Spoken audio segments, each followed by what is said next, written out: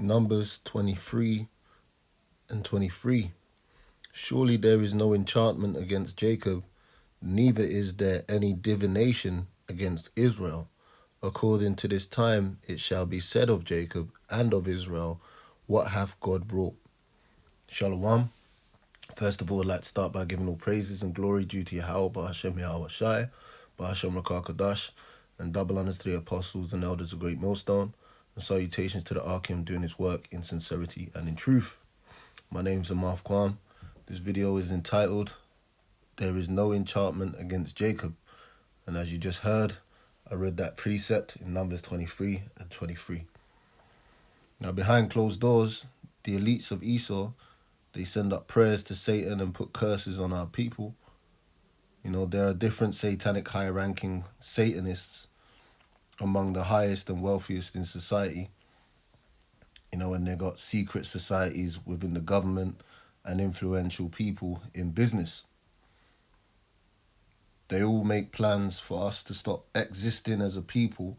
They give us vaccinations, Planned Parenthood, and, you know, various other things, man. But anyway, even the average Edomite feels like the world would be a better place without Jake in it. Not that that's true, but anyway. And that includes these other nations. You know, Esau has engineered and marketed the creation of what so-called black man is today. So when people who ain't from a place where Jake is, you know, living or aren't familiar, they get a perception of what Jake is, which is negative. And they think we don't want these niggas in our neighborhoods influencing our children or a part of our society. Anyway, so Esau has in many ways enchanted the world against Israel, but he can't stop or prevent our rise and his fall. So to begin with, I'm going to start by reading Isaiah 54 and 17. It says, No weapon that is formed against thee shall prosper, and every tongue that shall rise against thee in judgment thou shalt condemn. So anyone talking their mess against the true prophets of the Heavenly Father, you know, talking shit about the elect, they're gonna get their just dues, man. All right? And anyone basically thinking of a plan to come up against the elect, the Heavenly Father's gonna null and void it. All right? It's not gonna prosper in their plans to come against the men of the Lord.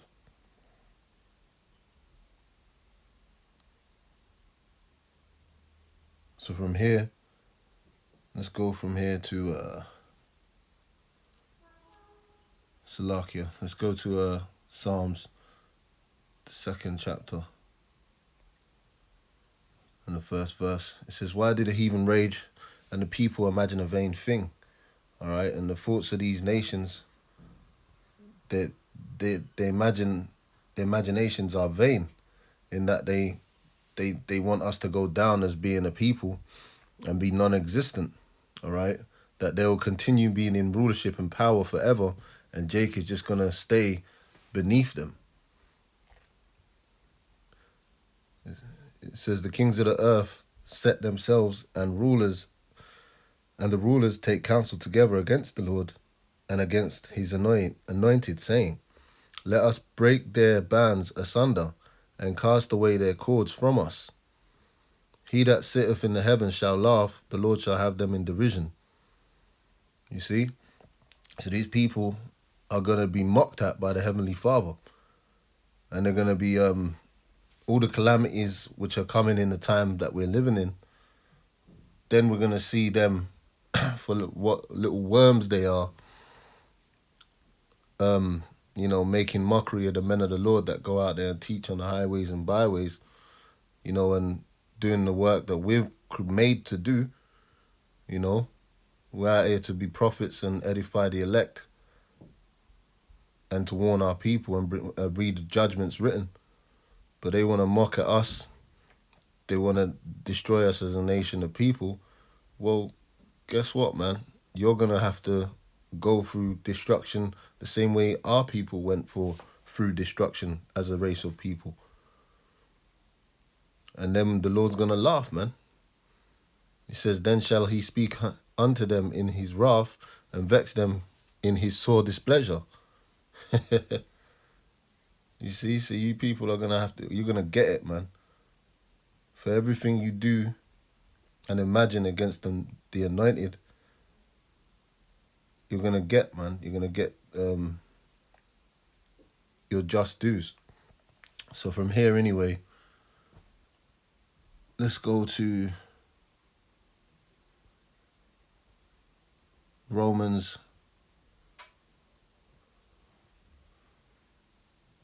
8.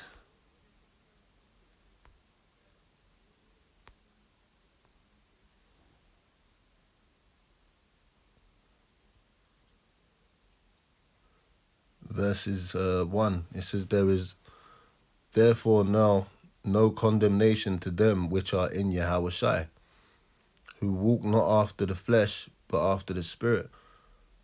Okay, so we're not concerned with the things that this world has to offer and set our minds upon remaining in this kingdom and in the state of mind of a nigger or a slave or a subject under Esau.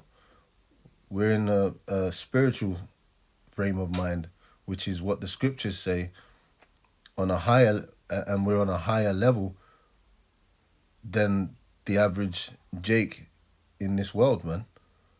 Why? Because we have the understanding that we're better than these other nations, man. And as in Psalms, the 2nd chapter, if you read on, it told you that we're going to have them as our subjects, man, our slaves. Because we're supposed to be rulers and leaders over the world. So continuing on, it says, we're going to read 28. Jump down to 28. It says, and we know that all things work together for good to them that love God, to them who are called according to his purpose. So everything, no matter what everyone does and imagines and says against the men of the Lord, ultimately, the Heavenly Father's with us, all right? And the Lord controls things so that it works in our favor. Though we be, tried through the bread of adversity, there's the curses and then there's the blessings, man. And the Lord is going to start handing out those blessings whilst these other people are receiving wrath. And we know that all things work together for good to them that love God, to them who are called according to his purpose. For whom he did foreknow, he also did predestinate to be confirmed to the image of his Son, that he might be the firstborn among many brethren. So from here, you know what? There's so much more I can read, but I'm just going to pick out a few points.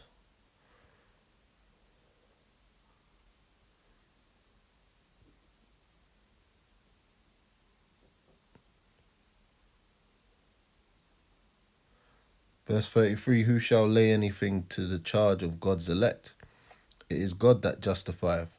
So yeah, basically, although we're, the hopeful elect, because no one knows if they're the elect until they're saved, although we're of the hopeful elect, though we go off, we're under grace and the mercy of the Lord, man.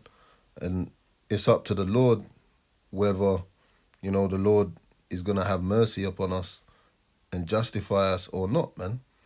So if ultimately it's not supposed to,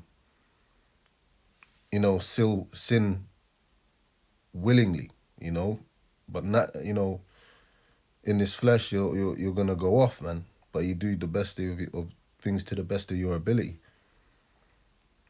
It says,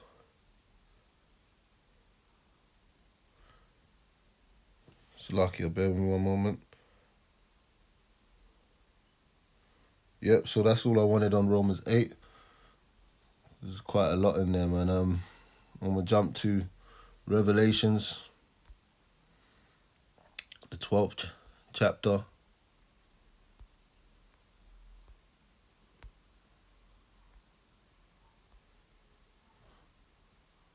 In the 10th verse, it says, "And I heard a loud voice saying in heaven, now is come salvation and strength, and the kingdom of our power, and the power of his Hawashai, or his anointed.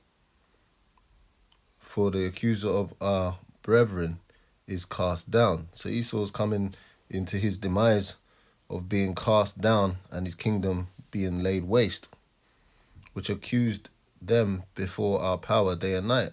So you got these Edomites, these elites, they be praying day and night, saying, look at the condition of your people. Look how they're going off, man. Look at what they're doing. But ultimately, Esau's the damn devil, and the reason why our people are such in a low estate, all right, committing a majority of those crimes, because they had the laws of this society are completely constructed deliberately against the laws written in the scriptures.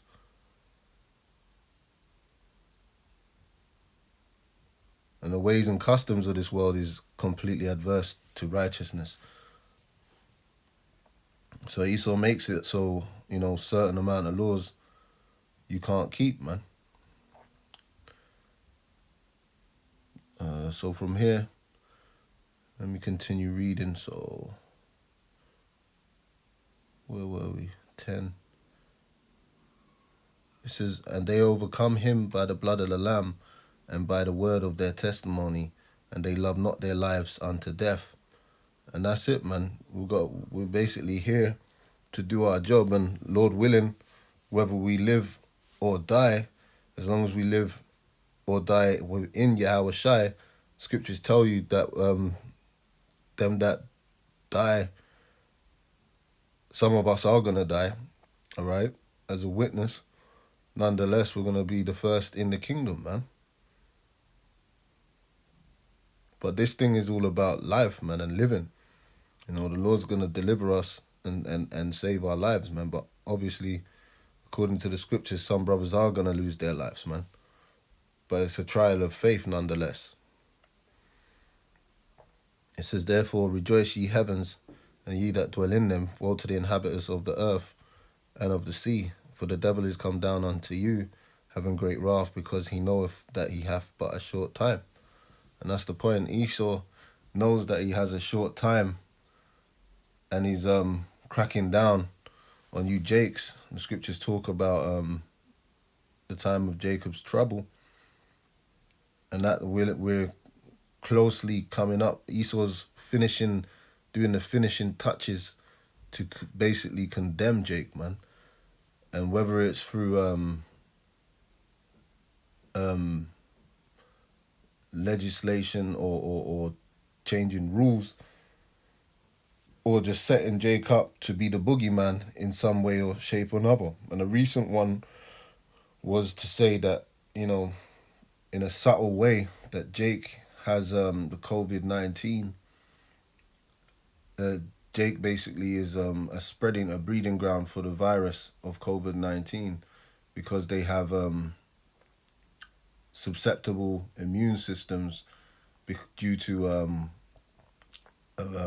common illnesses within Jake, man.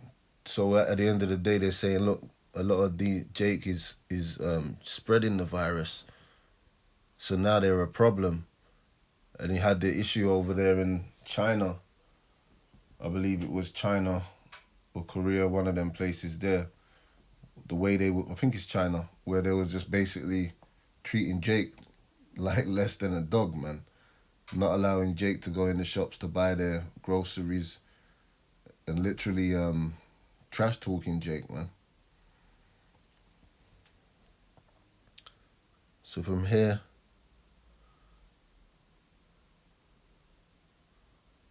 let's go to, in fact, I'm going to read that verse again.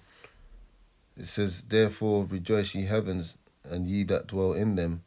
Woe to the..." So we're supposed to rejoice, man. We're not concerned with the world and their opinions and how they view things, man, or the way they look at us. Ultimately, we're in the hand. Our safe place is in this truth and in the hands of the Lord. And when it comes to the time where the Lord brings destruction upon his kingdom, we're going to see who the true Israelites are and who the devil is, man. All right, which you Edomites, you so-called white people, man. You're going to see that you ain't you ain't in the image of righteousness, and you ain't the people of the book. Woe to the inhabitants of the earth and of the sea, for the devil has come down unto you having great wrath.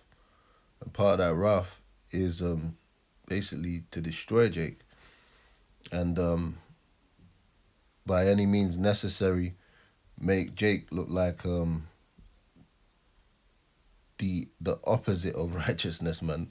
Something unclean, and destroy the image of Jake, as well as have a kind of consensus amongst all nations and all people that Jake is should basically be destroyed, man. You know, there's no point in having these degenerates upon the earth. It says, because he knoweth that he hath but a short time. And that's why he's trying to extend his kingdom. But ultimately, our kingdom is one that's going to rise after his. Through the destruction of his kingdom, we're going to rise. And that was part and parcel of the point that I was making earlier, is that Esau can't prevent us from our rise and his fall. No matter what enchantment or changing the people's minds through media and whatever he shows on TV of Jake doing messed up stuff, the elect are going to be delivered, man. And his kingdom is not going to be able to be extended any longer than the Lord have prescribed. So anyway, with that, I hope you brothers were edified. Until the next video, I'm going to say shalom.